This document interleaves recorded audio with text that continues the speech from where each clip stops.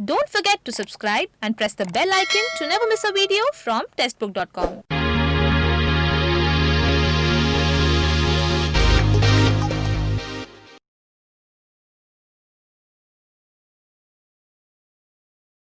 Hello officers, क्या आपने अब तक ऐसे पजल सॉल्व किए हैं जिसमें एक सर्कल के अंदर दूसरा सर्कल हो, एक रेक्टेंगल के अंदर दूसरा रेक्टेंगल, एक स्क्वायर के अंदर दूसरा स्क्वायर?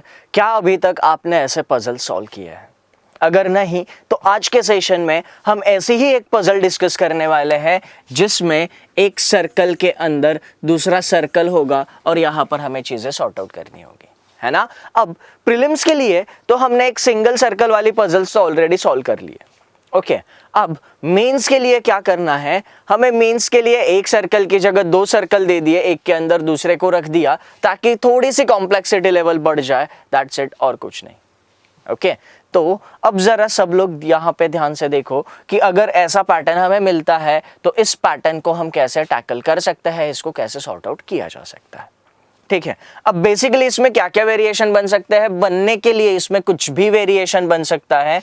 इस पर अंदर के सर्कल पर बैठे हुए सारे लोग सेम साइड फेस कर सकते हैं, बाहर वाले सेम साइड फेस कर सकते हैं, अंदर वाले अपोजिट डायरेक्शन, बाहर वाले अपोजिट डायरेक्शन बनने के लिए कोई भी पॉसिबिलिटी यहां पर बन सकती है, ओके। हमें पजल को ध्यान से पढ़ना है, इंफॉर्मेशन किस पैटर्न में दी है, अरेंजमेंट किस पैटर्न में करनी है, इसको अच्छे से समझना है और फिर हमें सारी चीजों को सॉर्ट आउट करना है। आई एम श्योर इस वीडियो ने पजल सॉल्व करने की पूरी प्रोसीजर समझने में आपकी काफी हेल्प की होगी और हर एक बैंकिंग एस्पिरेंट पजल और सेटिंग अरेंजमेंट इस टॉपिक का इंपॉर्टेंस तो जानता ही है। ये एक वीडियो था कोर्स ऑफ द मंथ में जो पजल एंड सेटिंग अरेंजमेंट का कोर्स हमने सिलेक्ट किया है उसका। एग्जाम के बदलते हुए पैटर्न को ध्यान में रखते हुए इस कोर्स को हमने बड़ी बारीकी से डिजाइन किया हुआ है ताकि लेटेस्ट पैटर्न पे पूछे जाने वाले सारे पजल सॉल्व करने में आपको आसानी हो। ये कोर्स आपके सारे कंसेप्ट्स क्लियर करने में काम आएगा ही आएगा, उसी के साथ स्पीड और एक्यूरेसी बढ़ाने में भी काम आएगा। और यही तो चीजें चाहिए होती है कोई भी एग्जाम क्लियर करने के लिए, चाहे वो प्रीलिम्स हो चाहे मेंस हो। तो ये तो रही बस एक टॉपिक की बात, पर जरा सोचो ऐसे ही आपको बाकी सारे टॉपिक्स पे कोर्सेज मिल जाए तो coding decoding, score booster, seating arrangement, concept builder, advance syllogism, score booster और ऐसे ही 100 से भी ज्यादा कोर्सेज सब मिलेंगे आपको एक ही टेस्ट बुक पास के अंदर, जो आपको हर एक एग्जामिनेशन के लिए पूरी तरीके से तैयार करेगा। सिर्फ इतना ही नहीं, 1000 से भी ज्यादा practice sets, quizzes, study notes, test and discussions और 5500 से भी ज्यादा मॉक टेस्ट सीरीज, ये सारी चीजें आपको मिलेगी टेस्ट बुक पास के अंदर। In short, test book pass is one stop solution for cracking any exam. So get your test book pass from the direct link in the description below. चलिए आप और हम मिलके आपका सरकारी ऑफिसर बनने का सपना पूरा करते हैं। ओके, अब जरा एक पजल डिस्कस करते हैं। पजल आपके स्क्रीन पर है, वीडियो को पॉज करके इस पजल का सॉल्यूशन आपको क्या मिलता है जरा देखिए, उसके बाद इस पजल को हम यहां पर डिस्कस करेंगे।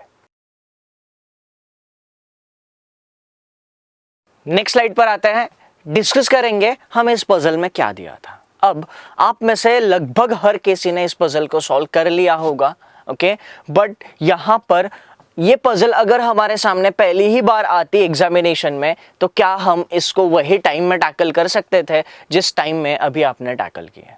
ठीक है, एक चीज होती है, जिन टाइप के क्वेश्चंस की हमें प्रैक्टिस होती है वही टाइप के क्वेश्चंस अगर एग्जाम में आते हैं तो हम उसको कंपैरेटिवली कम समय में सॉल्व कर लेते हैं, ठीक है। अगर वही ऐसे क्वेश्चंस आ जाए एग्जामिनेशन में जिनकी हमें प्रैक्टिस ही नहीं है तो फिर उनको सॉल्व करने में परेशानी होती है, ठीक है। और हमें यही सीखना है कि हमने अब तक जो चीजें, जो क्वेश्चंस प्रैक्टिस नहीं किए हैं वो भी हमें कम से कम समय में सॉल्व करना सीखना है। अगर ये करना है तो दो चीजें हमारे पास होनी चाहिए। सबसे पहला तो लैंग्वेज की अच्छी समझ और दूसरा वो जो कंडीशंस हम समझते हैं उनको हैंडल करने के लिए अच्छे टेक्निक्स। ठीक है, तो हमें दिया था 8 friends are sitting in 2 circle in such a manner that each member of the inner circle sits exactly opposite to the member of the outer circle. ठीक है, इनर आउटर सर्कल, इसका मतलब यहां पर एक सर्कल अंदर की तरफ है और एक सर्कल बाहर की तरफ है। ठीक है, अब जरा देखना क्या दिया था कि अंदर के सर्कल वाला हर एक मेंबर बाहर के सर्कल वाले हर एक मेंबर के अपोजिट बैठता है। इसका मतलब दोनों सर्कल पर सेम नंबर ऑफ पर्सन्स होने चाहिए थे। दोनों भी सर्कल पर कितने लोग होने चाहिए थे? 4-4। टोटल 8 लोग थे। 8 लोगों में से जो काउंट दिया था हमें, ये दिया था कि अंदर के सर्कल पर बैठा हुआ हर एक पर्सन बाहर के सर्कल पर बैठे हुए हर एक पर्सन को फेस करता है। ठीक है, चलो अब आगे देखो इसमें क्या दिया था हमें। The members sitting in the outer circle are FEDC। Okay, जो बाहर के सर्कल पर बैठे हैं वो लोग कौन है? FEDC। और जो अंदर के सर्कल पर बैठे हैं वो कौन है? MNLK। ओके, और हमें दिया था बाहर के सर्कल पर बैठने वाले लोग देख रहे थे अंदर की तरफ और अंदर के सर्कल पर बैठने वाले लोग देख रहे हैं बाहर की तरफ। तो ऐसी फेसिंग डायरेक्शंस हमें दे दी गई है। ओके, चलेंगे नेक्स्ट स्लाइड पे। आगे क्या दिया है हमें देखते हैं। K is neither 20 nor 8 years old and faces D who is neither 25 nor 72 years old।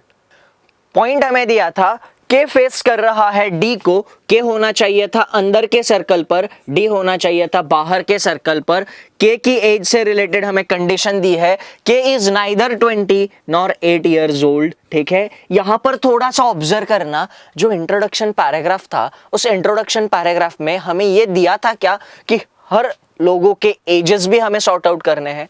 ये नहीं दिया था। ठीक है, जब कंडीशंस हमने पढ़े तब हमें पता चला कि लोगों के एजेस भी सॉर्ट आउट करने हैं और उनके एजेस के वैल्यूज भी सारे हमारे पास नहीं हैं। इसका मतलब आगे पजल में से हमें वो वैल्यूज पिक करने हैं और सॉर्ट करने हैं। ठीक है, जैसे के बारे में नेगेटिव इंफॉर्मेशन थी वैसे ही डी के बारे में भी नेगेटिव इंफॉर्मेशन थी। डी जो है वो 25 ईयर्स का भी नहीं था और 72 ईयर्स का भी नहीं था। ओके, आगे देखो क्या दिया था हमें। D sits second to the left of C. D जो है सी के सेकेंड लेफ्ट में बैठता है। सी यहां पर आएगा, सी का पहला लेफ्ट दूसरा लेफ्ट। ओके, चलो आगे हमें दिया था the person who is 25 years old sits to the immediate left of C. C के इमीडिएट लेफ्ट में वो पर्सन बैठता है जिसका एज 25 है। ठीक है, चलो आगे हमें दिया था The persons who are 25 and 72 years old are the immediate neighbors। ठीक है, वो लोग जिनका एज 25 और 72 है वो इमीडिएट नेबर्स हैं। 25 यहां पर है, इसके तुरंत बाजू में 72 यहां आ नहीं सकता था, मतलब साफ है सी की एज 72 होनी चाहिए थी, तभी ना जाके 25 और 72 नेबर बन जाएंगे। चलो ठीक है, okay, and one of them faces M who is 20 years old। Point दिया था इनमें से कोई एक एम को फेस कर रहा है जो 20 साल का है। तो M20 यहां पर या फिर M20 यहां पर हम कंसीडर कर सकते हैं। ओके, तो दी हुई इंफॉर्मेशन के अकॉर्डिंग हमने ये पॉसिबिलिटी कंसीडर की है। 25 और 72 नेबर होने चाहिए थे और उनमें से कोई एक M जो कि 20 साल का है उसको फेस कर रहे हैं। ठीक है, चलेंगे नेक्स्ट स्लाइड पे। आगे हमें दिया था E isn't 5 years old and doesn't face N। Okay, point क्या दिया है? E 5 साल का नहीं है और वो N को फेस नहीं करता है। पॉइंट हम यहां पर नोट डाउन कर लेते हैं। E 5 साल का नहीं है और उसके सामने N नहीं आना चाहिए। चलो ठीक है, आगे हमें दिया था N who is 12 years old faces the immediate neighbor of the person who is 5 years old but not F। ठीक है, हमें दिया है N जो 12 साल का है, N who is 12 years old, N जो 12 साल का है। ठीक है, faces the immediate neighbor of the person who is 5 years old।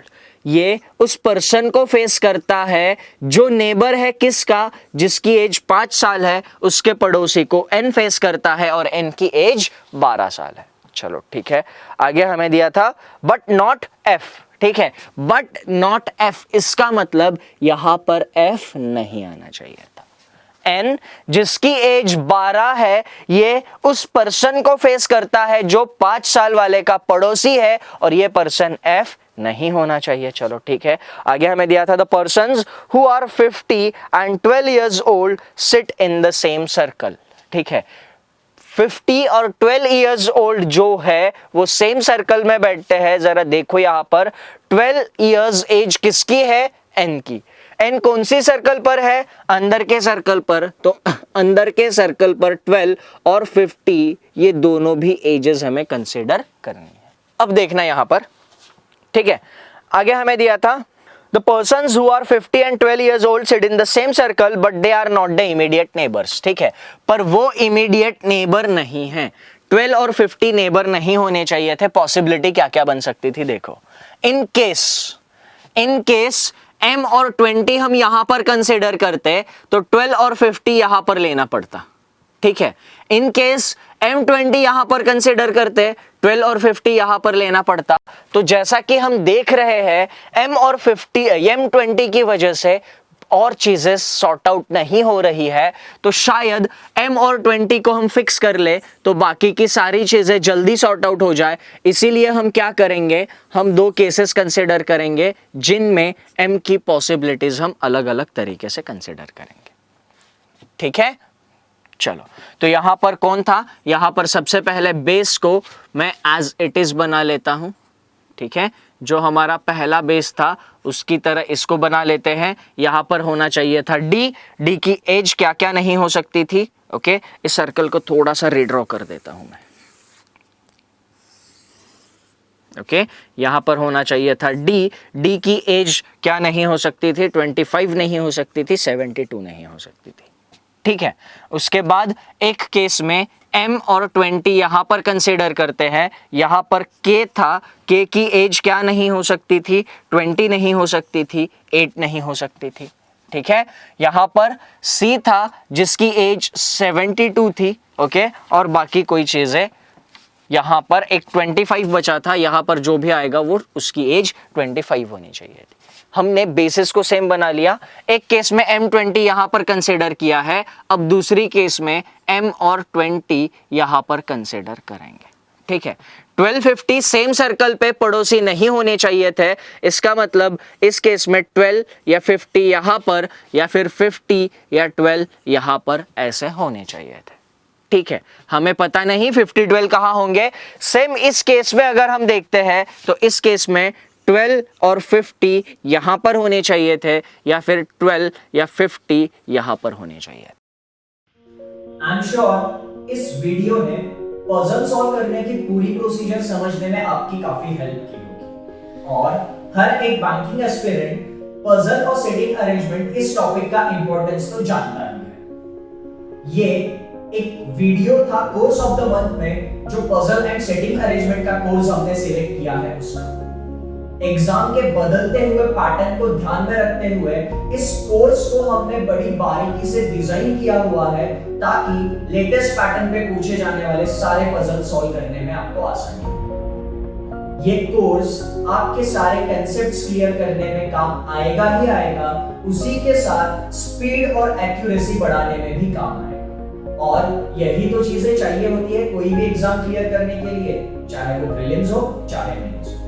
तो ये तो रही बस एक टॉपिक की बात, पर जरा सोचो ऐसे ही आपको बाकी सारे टॉपिक्स पे कोर्सेस मिल जाए तो coding decoding, score booster, seating arrangement, concept builder, advance syllogism, score booster और ऐसे ही 100 से भी ज्यादा कोर्सेस सब मिलेंगे आपको एक ही टेक्स्ट बुक पास के अंदर, जो आपको हर एक एग्जामिनेशन के लिए पूरी तरीके से तैयार करेगा। सिर्फ इतना ही नहीं, 1000 से भी ज्यादा practice sets, quizzes, study notes, test and discussions और 5500 से भी ज्यादा मॉक टेस्ट सीरीज, ये सारी चीजें आपको मिलेगी टेक्स्ट बुक पास के अंदर। In short, text book pass is one-stop solution for cracking any exam. So, get your textbook pass from the direct link in the description below. चलिए आप और हम मिलके आपका सरकारी ऑफिसर बनने का सपना पूरा करते हैं। ठीक है, चलो आगे हमें दिया था नेक्स्ट स्लाइड पे the person who is 50 years old faces the person who is 10 years old। ठीक है, जिसकी एज 50 साल है वो उसको फेस करता है जिसकी एज 10 साल है। ठीक है, 50 यहां पर कंसीडर कर लिया हमने इन केस उसके सामने 10 years वाला पर्सन आ नहीं सकता, तो 50 हम यहां पे कंसीडर नहीं कर पाएंगे। ठीक है, 50 अगर हमने यहां पर कंसीडर कर लिया, उसके सामने आ रहा है डी की एज हम 10 years कंसीडर कर सकते हैं, तो यहां पर 12 नहीं कंसीडर कर पाएंगे। के की एज 50, यहां पर जो भी आएगा उसकी एज 12। ठीक है, अब सेम इंफॉर्मेशन यहां पर रिलेट करते हैं, जिसकी एज 50 है वो उसको फेस करता है जिसकी एज 10 years है, तो 50 यहां पर नहीं ले पाएंगे, यहां पर 12 फाइनल और यहां पर 50 फाइनल। 50 के सामने वो पर्सन जिसकी एज 10 years है।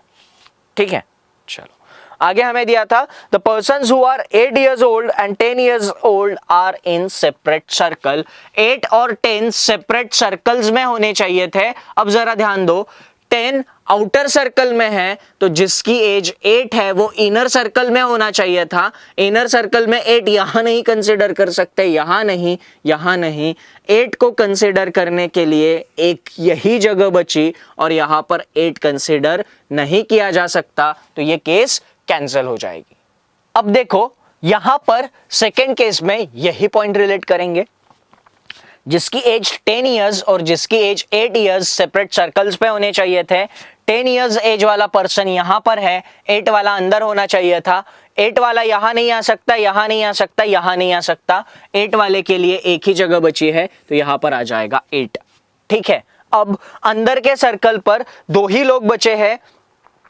ठीक है, वो 2 लोग कौन बचे हैं? एक बचा है n, दूसरा बचा है l। ठीक है, तो n या तो यहां पर कंसीडर कर सकते हैं या फिर यहां पर कंसीडर कर सकते हैं। n की एज 12 थी तो n की पोजीशन फाइनल हो गई, आखिरी बचा l, l की पोजीशन फाइनल हो गई। ठीक है, ये 25 इस केस का था। बाहर के सर्कल पर अब 2 लोग अरेंज होना बाकी है, और वो 2 लोग कौन से हैं? यहां पर अगर हम देखते हैं बाहर की सर्कल पर तो F और E अभी आना बाकी है, तो यहां पर हमारे पास एक पॉइंट है, E जो है वो N को फेस नहीं करता, पॉइंट सेटिस्फाई हो चुका है। ठीक है, अब इंफॉर्मेशन हमारे पास ये है, N जो है उसको फेस करता है जो 5 साल वाले का पड़ोसी है। N फेस कर रहा है C को। C किसका पड़ोसी होना चाहिए था? उस पर्सन का जिसकी एज 5 साल है। 5 साल यहां पे कंसिडर कर नहीं सकते थे, तो यहां पर 5 साल हमें कंसिडर करना पड़ेगा।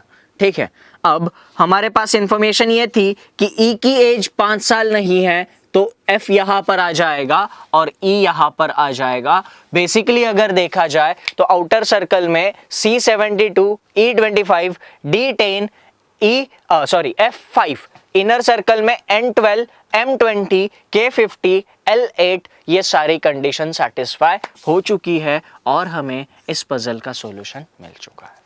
ठीक है, अब देखो ये एक्चुअली मेंस में पूछी गई पजल है।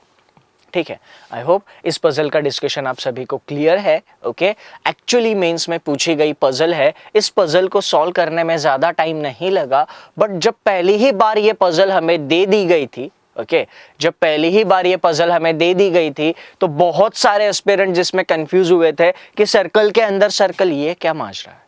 ठीक है, इसको कैसे सॉर्ट आउट किया जा सकता था? तो एक चीज़ एकदम अच्छे से समझ लो, आपके एग्जामिनेशन में कोई भी चीज़ अगर नहीं मिलती है, ठीक है, अगर आपको कोई भी क्वेश्चन नए टाइप का मिलता है तो उसको बस समझने की देरी और वो क्वेश्चन चुटकी में सॉल्व हो जाएगा। एक बार अपने क्वेश्चन को अच्छे से समझ लिया, ओके, वो क्वेश्चन आप बहुत आसानी से, बहुत आराम से सॉल्व कर सकते हो, बट उस क्वेश्चन को समझना चैलेंज रहेगा। ठीक है, और ये पिछले 3 साल का ऑब्जर्वेशन है। एग्जाम में हर बार कुछ ना कुछ नया दिया जाता है और वो बहुत ईजी आता है। ठीक है, चलो, हाँ, इजी कब? जब हमें उस क्वेश्चन की लैंग्वेज समझ में आ जाए, तब। बिना लैंग्वेज समझे वो इजी नहीं है। ठीक है, तो आई होप इस सेशन में जो भी हमने डिस्कस किया है, ये सारा डिस्कशन आप सभी को क्लियर है। ओके, तो चलो इस सेशन में हम अभी यहीं पे रुकेंगे। ये जो फिगर के अंदर फिगर वाला पैटर्न है, ये मेंस में अभी बहुत चल रहा है। ओके तो इन टाइप्स के क्वेश्चंस के ऊपर आपको प्रैक्टिस करनी है। यहां पर हमने एक ही फिगर 2 बार ली है, अलग अलग फिगर्स एक के अंदर एक डाले जा सकते हैं, जैसे सर्कल के अंदर स्क्वायर, उसके अंदर ट्रायंगल हो सकता है, ठीक है। तो इन टाइप्स के पजल की आपको प्रैक्टिस करनी है। प्रैक्टिस करनी है मतलब बेसिकली क्या करना है, आपको पजल की लैंग्वेज समझने में माहिर बनना है। ओके तो आज के सेशन में इतना ही। Thank you and enjoy your time.